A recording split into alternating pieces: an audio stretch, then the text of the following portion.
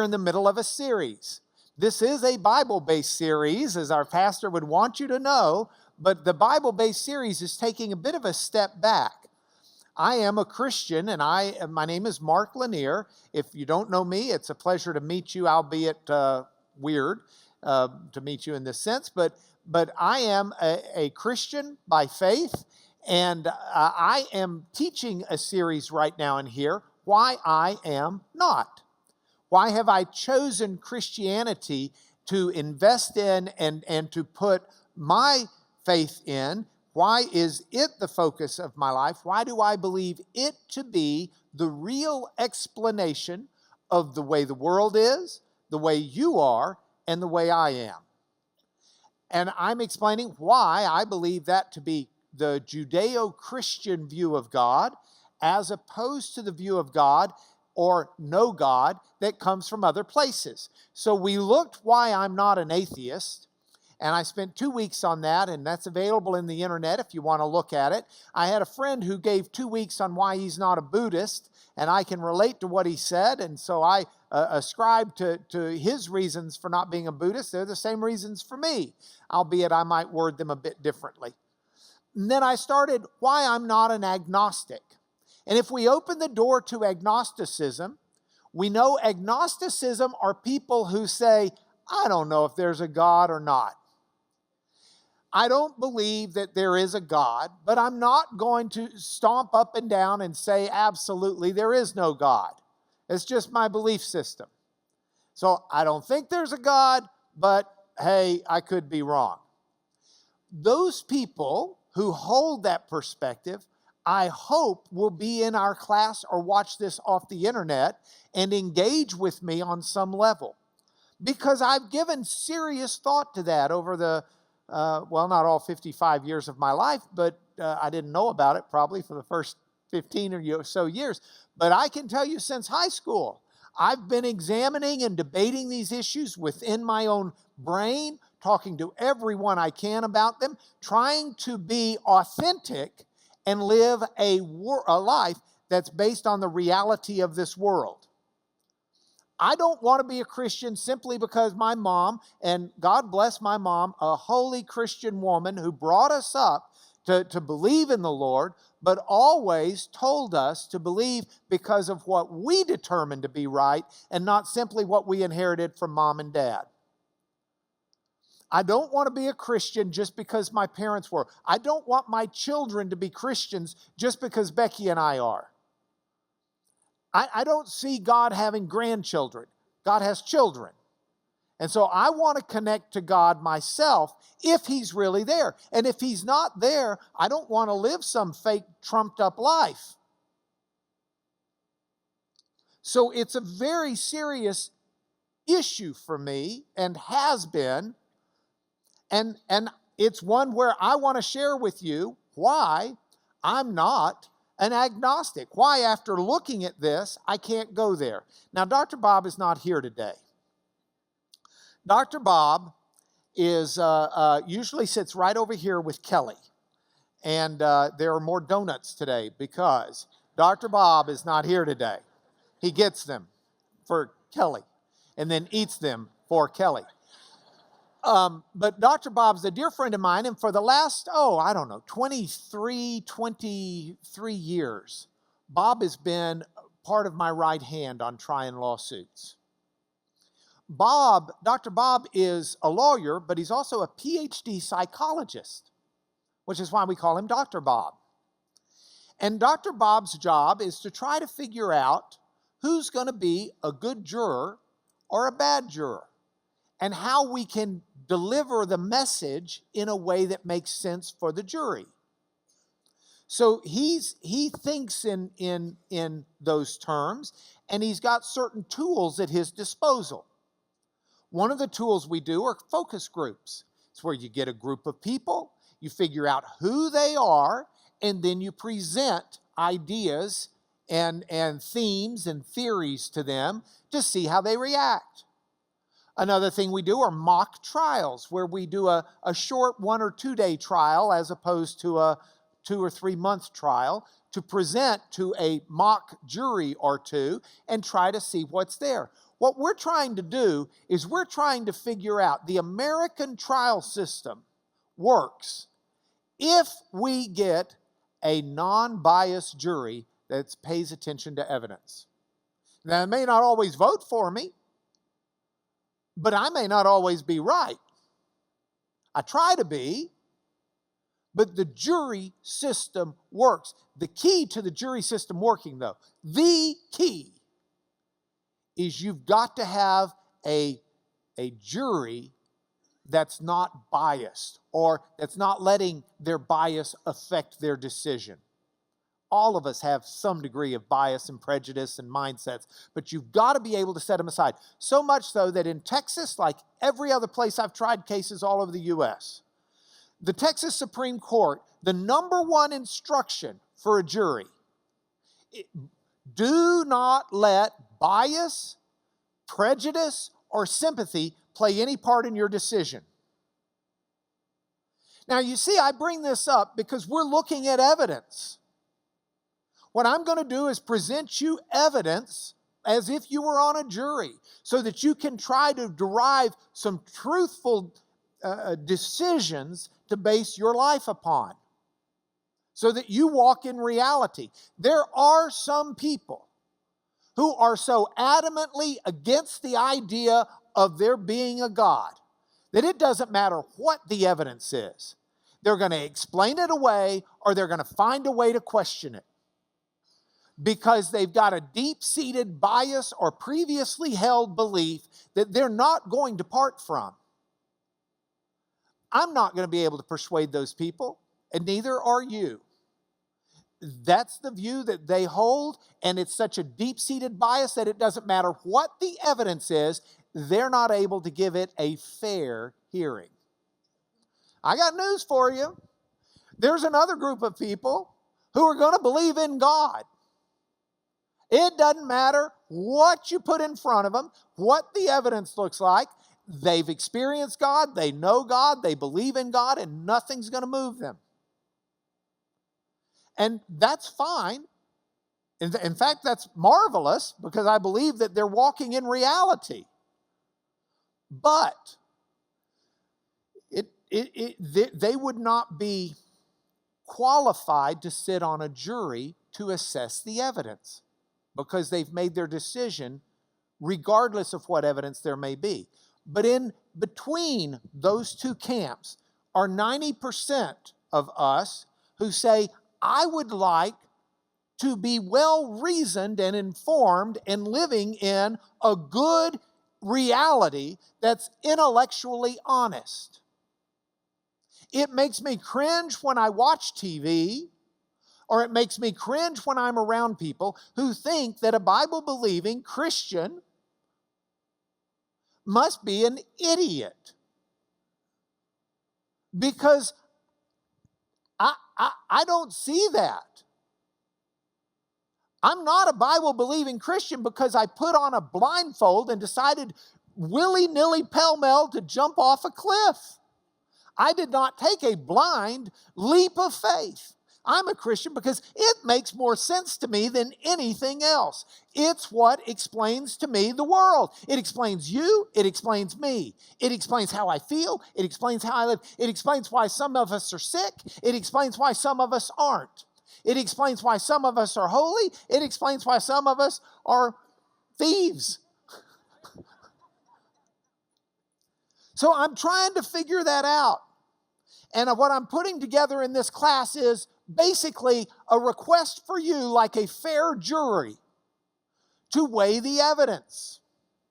Set aside your bias and your preconceived notions, and just look at the evidence and use common sense.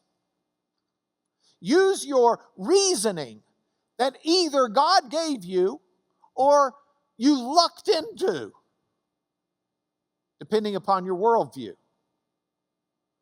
But use it. And so the different areas of evidence that I think need to go into the scales, it's either this is evidence there's a God or evidence there's not a God, include why is there objective right and wrong? Why is there beauty? Why is justice and fair important? Why is there a basis for dignity and honor? Why do we uniquely value humanity? Why is there meaning and significance in life? Why do my actions fail to meet my standards? Why is there suffering? Why can't we see God? Why do some of our prayers seem unanswered? How does God mesh with science? Making sense of the cosmos. Sorry, it's down on the bottom somewhere. Making sense of the cosmos. These are very real questions, and I think when I weigh all of these, spoiler alert, when I weigh all of these, I can't be an agnostic. The weight of the evidence is overwhelming in favor of the Judeo-Christian teaching about God. And so that's what we've done. So we've already looked at why is there objective right and wrong. And it took me 2 weeks to do it. I'm sorry, I'm going to try and move a little better this week. But this week, all we're getting to, oh, by the way, that goes in the evidence for God category. That there is objective. Now, if you don't believe there's objective right and wrong, and I've been emailing with a gentleman who comes to this class, says, I don't believe there's objective right and wrong. I think he does in his heart. He doesn't, that's fine. That may not be evidence for him. But if you believe there's objective right and wrong, you cannot get there without there being some object that makes it right and wrong. And God is that. So today, why is there beauty? And why is justice and fair important? Those are our two that we're going to look at today. Now, beauty, this is an argument for the existence of God that many people use.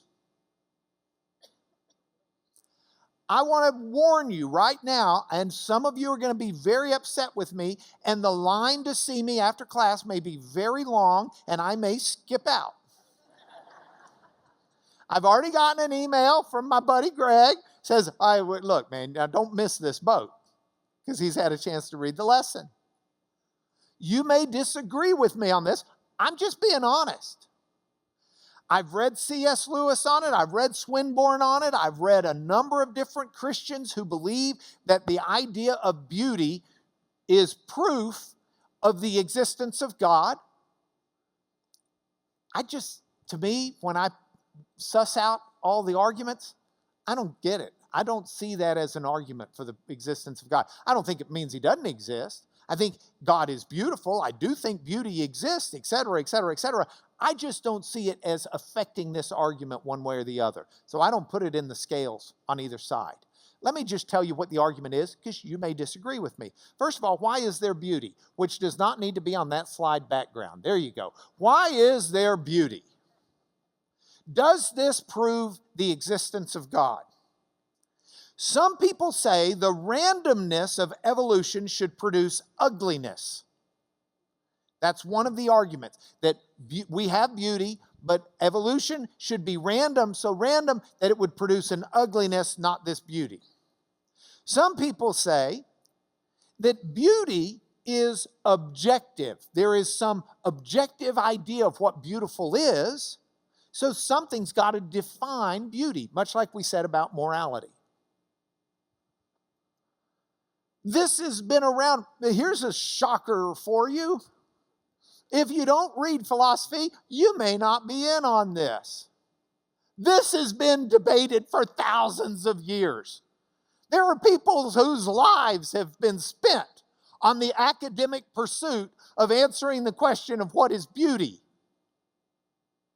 St. Augustine,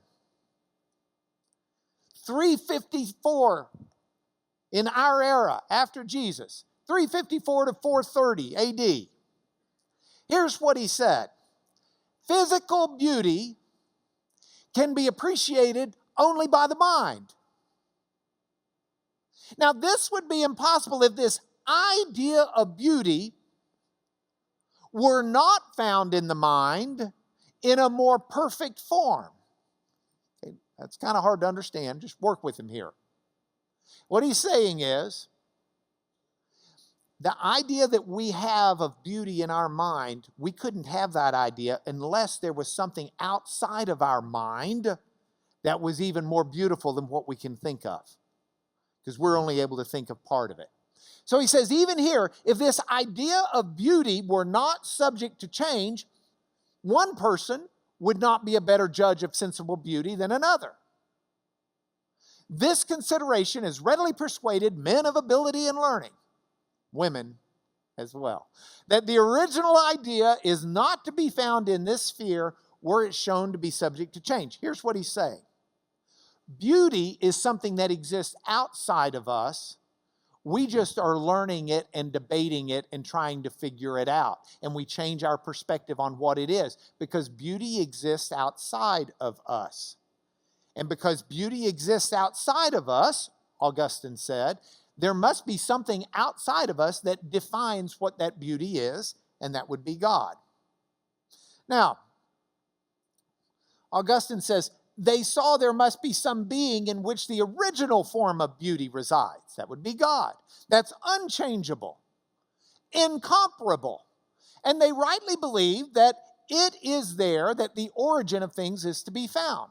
So that's where it comes from. So there's a beautiful God, and that's what's made the world beautiful. I believe Augustine is correct that there's a beautiful God, and that's made this world beautiful. But I don't think that we get there logically in a way to prove that this God is there. Here's what I mean. The randomness of evolution should produce ugliness. I'm sorry, that sounds right, but it's in Latin a non sequitur. It doesn't make sense. I mean, I've got peacocks. Truly, we have pet peacocks. And I had to get rid of one of our males because the other male's tail plumage feathers were so spectacular that all of the females wanted him. And my poor little non-spectacular male was leading a very dejected peacock life. So I sent him and one of the females to Stephenville, Texas, where I'm sure he's in peacock heaven. But what happens is, all of the successive generations of little peafowl, that's what they're called, all of those successive generations are going to be like mama and daddy in some ways, because that's where they got their genes from. And mama's not picking the ugly daddy generally. She's picking the pretty one. So the idea that natural selection is going to produce the ugly duckling is not necessarily logical. And I don't want to get into a debate with my friends over this because it's not a winning position. Look, I got tons of good reasons to believe in the existence of God. I don't need to stand in with these reasons that frankly aren't that good. It just makes me, we don't have to hold on to every little argument. So, next, beauty is objective, so there must be something that defines beauty. Well, this is a pretty tough thing to sell. One of the key questions is beauty subjective? Or objective? Is there really something outside of humanity that is beauty itself, and then we're just all learning what it is? Well, if you look at this debate historically, you will find in history that you can look at some things that are beautiful and not beautiful. Well, look, let's do it first with us. Okay, sunset over the ocean, or sunrise over the ocean. It works both ways. Is it beautiful or not beautiful? How many say beautiful? Raise your hand. Do you know what? I predicted that. My and Becky's only granddaughter. Such a little sweetie pie. 2 months old yesterday. Lives in Oxford, England, 2 months old. I've already been to see her 4 times. Pathetic, huh? Beautiful or not beautiful? An infant baby, of course beautiful. I knew you were going to say that. I already did it. The Mona Lisa. Everybody, beautiful. Look, Bach's Toccata in D major. See if we've got some of it. Is it playing? Not playing. Maybe. Let's try it again. Bam. Now, it may not be your taste, but everybody agrees it's got beauty. Okay, move it over to the beautiful. A ballerina danced Swan Lake. I mean, now, please understand, I don't like ballet. I would rather watch World Wrestling Federation than ballet. I think there's a beauty in the Texas Tombstone Pile Driver. But for those, I still got to admit, there's beauty in the artistic expression of ballet. Now, gray cinder block jail cell. How many people think that's beautiful? I knew it. So does that mean there's objective beauty because everybody have got certain things that they agree are beautiful? Well, I don't think so. It goes back to the peacock analogy. Here's the history. Ancient Greeks, by and large, thought beauty was objective. It was a form. It was something that was outside of us. And we just needed to, we could debate it, we could argue about it, and we could decide, is this beautiful or is that beautiful? Well, the human form's beautiful. Symmetry's beautiful. Math is beautiful. What's beautiful? How do we define it? Da, da, da, da, da. And Augustine, as we already said, thought it was objective. And then all of a sudden, along comes David Hume, a Scottish philosopher in the 1700s. And David Hume writes on this, and he says, nah, it's not objective. What one person thinks is beautiful, another one doesn't. We even have a saying that comes from this. Our saying is, beauty is in the eye of the beholder. Subjective. It's what I think. One person's cretin is another person's love interest. Here's the way Hume said, beauty is no quality in things themselves. It exists merely in the mind that contemplates them. Each mind perceives a different beauty. One person may even perceive deformity, where another is a sense of beauty. Every individual ought to acquiesce in his own sentiment without pretending to regulate those of others. Now, here's the deal. Why is there beauty? As a Christian, I know why. We have a beautiful God who created things of beauty that have been marred by sin and degradation and a fallen world, but still inherently have beauty within them because of their Creator. But even though I believe that to be true, it's not a compelling argument for me because I can make the argument from natural selection without there being a God that says we've just bred within ourselves this common recognition of what is beautiful. You know, if it's like any other matter of taste. If the birds that eat the purple beetles breed more than the birds that eat the brown beetles, then all the purple beetles are going to get eaten up and you're going to have a bunch of brown beetles. Because that's the taste of the bird. Now, all I'm saying is, to me, this isn't a compelling argument. It's not worth making. I look at it, and I think there's a credibility enhancer if we can look at an argument and say, hey, I see the truth of it, but I'm not going to go there with that argument. I don't think that's the winning argument for me. I look at it, I don't put it in the scales. It doesn't weigh against God, it doesn't weigh for God. I just don't see it proving the existence of God in spite of what some very good people have written. I may be wrong. If I am, sue me. Okay, next. Stephen Fry, Cambridge educated, smart dude, author, actor, British accent makes him sound intelligent, regardless of what he's saying. He was interviewed in The Blaze. He's an outspoken atheist. He was asked, what would you say to God after death? If you're there at the pearly gates and you realize it's all true, there really is a God. You were wrong. What, Stephen Fry, would you say to God? Here was his answer.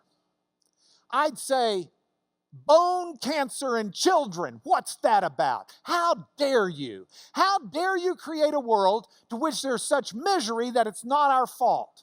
It's not right. It's utterly, utterly evil. Why should I respect a capricious, mean-minded, stupid God who creates a world which is so full of injustice and pain? That's what I would say.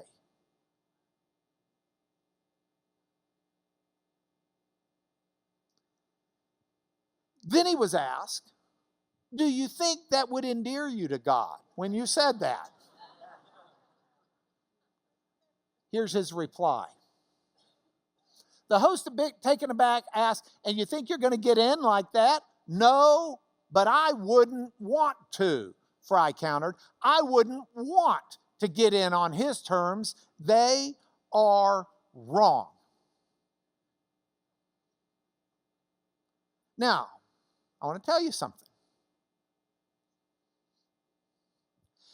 I think Stephen Fry has made some statements that are worthy of examination, and I think he's made some challenges that are worthy of thoughtful consideration and response.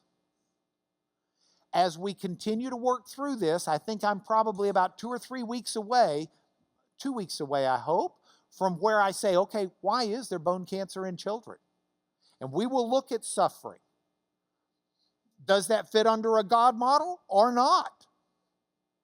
And that will be examined. But what I want to start with today, look at some of these words that Cambridge-educated author and actor and thoughtful person Stephen Fry uses.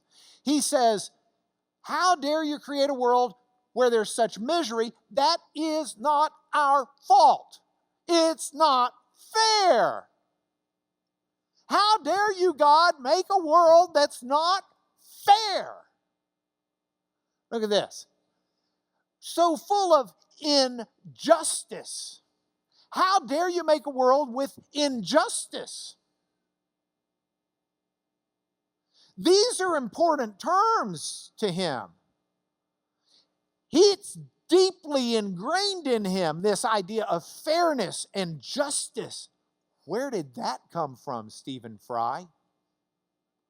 That's my question. Where does your idea of justice being laudable, achievable, important, a virtue, something worthy of good and pursuit? Where does this come from? Where does this idea that things ought to be fair come from? Why are you even using those words? Have you examined what you're saying? If there's no God, who gives a rip? But something has made deep within Stephen Fry and others realize there is a virtue and justice. It's a pursuit, it's worthy, it's a goal. And if there's not justice, there's a problem. Because justice is something we should achieve. So where does this come from? The Judeo-Christian view says God hardwired it into your brain. The Jewish scriptures and the Christian scriptures say that God has created humanity in His image and that this God is a just God, that He loves justice, that He wants us to pursue justice, that He'll bring down kingdoms if they are unjust, that He sets up laws. You go back to the laws of Moses. Immigrants are treated justly by Israel. The justice is a reflection of a just and moral God. So the Judeo-Christian view says, yes, Stephen Fry, I'm not surprised to hear you say, it's not fair. It's not our fault. This is unjust because you're using our Christian terms. You're using our Jewish terms. You're using the terms we get from the Jewish Christian scriptures. It eats at you because you were made to care about such things. Now, are we to believe that natural selection gives us this keen sense of justice and fairness? I don't get there. Natural selection itself as a concept, a scientific concept, there's certainly validity in it, and we can see some aspects of it, but 99.9% of it is what, in logic and science, we would call post hoc analysis. It's backwards engineering. You've already come up with your conclusion of what you want proven. You just got to figure out how to get there. But you can even use the post hoc analysis, and I'm sorry. I just don't see. Look, we say, oh no, here's the way it worked. Natural selection. Humans figured out that they will proceed a lot better as a society, as individuals, if they're in a society that is just and fair. And so it's a very personal thing. I'll thrive better if it's a fair society, so I have to be fair so that others will be fair to me. Unlike the ocean, where it's not, I had the last meal, brother shark. Why don't you eat this meal? It's only fair we share the poor little walrus amongst ourselves. No.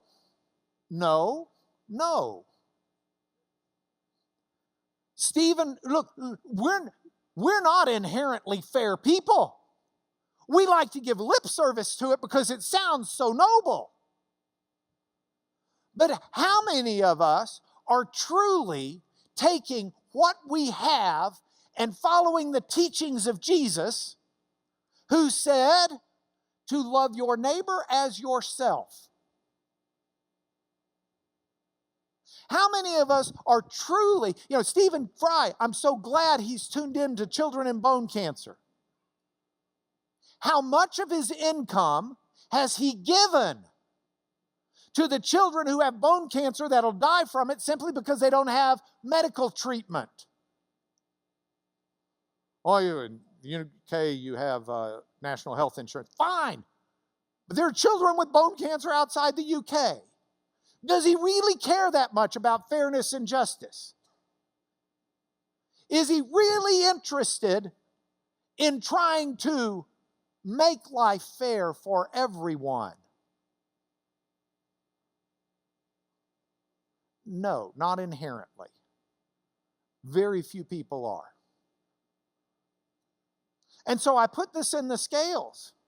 And the Judeo-Christian view helps me understand, why is justice important? Why is fair important? From a Judeo-Christian perspective, it's easy. God is just. God expects us to treat people fairly and justly. He's told us to. He's hardwired us to. When we do it, we say, what a marvelous thing. When we see injustice, we roil within ourselves. We abhor injustice. If we see injustice, we try to play reality amoeba, where we reshape it into something that's not unjust because it just makes us cringe. How would you like to be on a jury where I was able to say to you, ladies and gentlemen of the jury, do not do the right thing. Let's use our power to wreak an enormous injustice in society. You'll go home and you'll be proud. You'll say, yes, I was the one who caused this horrible injustice. No, I'll never win a trial that way. I've got to appeal to the jury because they're everybody. Juries are every people.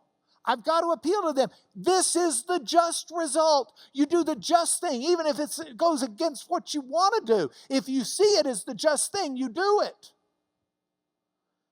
And the juries will respond because we admire justice even though we don't always walk in it. The Judeo-Christian view says we were made to be like God, but we're fallen, and so we're inadequate. So yes, justice is important to us, and justice is fair to us, but it's something we have to strive to do. Even though it's hardwired into our brains, it doesn't always come natural. But it is hardwired into our brains. It's not something that we get culturally. I promise you, there's not a 4-year-old kid I've ever seen that at some point in time doesn't say, that's not fair. It happens at a real early age because it's hardwired. So, I put it in the scales. I think it makes sense with the Judeo-Christian God, much more so than the idea that we're just a sack of chemicals with electrical impulses going on in our neurons and synapses and nothing more. So we'll look next week, by the way, we're going to cover why is there a basis for dignity and honor, and why do we uniquely value humanity, and why is there meaning and significance of life? Those 3 are our goals next week. Be thinking about that, and let me give you your points for home. Point for home 1. Abraham was confronted with the fact God was going to demolish Sodom and Gomorrah. And Abraham had a nephew, Lot, and his family in Sodom and Gomorrah. And Abraham said, God, are you really going to destroy this entire 2 towns just because some people are unrighteous? If I go and find enough righteous people, come on. Will not the judge of all the earth do what is just? God says, you bet I will. You go find those people. And Abraham goes down, and he can't find them. The towns are cesspools of perversions and of violence and inhumanity, demanding rape victims, and I mean it's a horrific situation. So Lot and his family leave, and Abraham leaves. But God is a just God, and it's taught from the earliest parts of our scriptures, the Jewish scriptures. Shall not the judge of all the earth do what is just? If we go from the beginning of the Jewish scriptures to the end, there's a prophet Micah. And in the 6th chapter, the 8th verse, Micah asks this question: what does the Lord require of you? Do you know the answer? Number 1, to do justice, love mercy, and walk humbly with your God. Justice is one of God's requirements for his followers. That Stephen Fry uses that word, such injustice. It should not bother him if we're just sharks swimming in a sea. It doesn't bother the shark. That it bothers him ought to tell him something about his brain and the way he's made. Point for home number 2. One thing I have asked of the Lord, that I will seek after, that I may dwell in the house of the Lord all the days of my life, to gaze upon the beauty of the Lord, to inquire in his temple. God is beautiful. Greg's got that. Greg, the triune God, we don't understand him without understanding that beauty. There's a beauty, and he's given us that. I don't want to take away from the beauty of the Lord, because you can't understand the richness of this life without it. But I don't use that to persuade me that God exists. It does teach me about God. So beholding the beauty of God is a worthy pursuit. It's just not my reason I'm not an agnostic, I guess. And then finally, in your hearts, honor Christ the Lord as holy, always being prepared to make a defense to anyone who asks you for a reason for the hope that's in you. But do it with gentleness and do it with respect. These are important questions we're talking about in here. These are questions that we need to think about. These are questions that need honest answers. We should be honest with ourselves so that we can be honest with the world. But we don't need to ignore these questions. These are important questions. They are explaining why the world is the way it is, why you are the way you are, why I am the way I am. It explains reality better than anything else. Dale, square peg, round hole. Let me say a blessing over you, please. Father, in your name, I ask your blessings on those who are in here today. Friends, family, fellowship. Would you please bless them, Father? Stir up in their hearts a desire to know you, not in some iffy way, but in a very real way. To see the explanation for the world around us in a way where scales fall off of our eyes and we begin to understand and glimpse the beauty that you've made, not just in the inanimate things, but in us and in this life. I pray that blessing in your name, Father. Amen.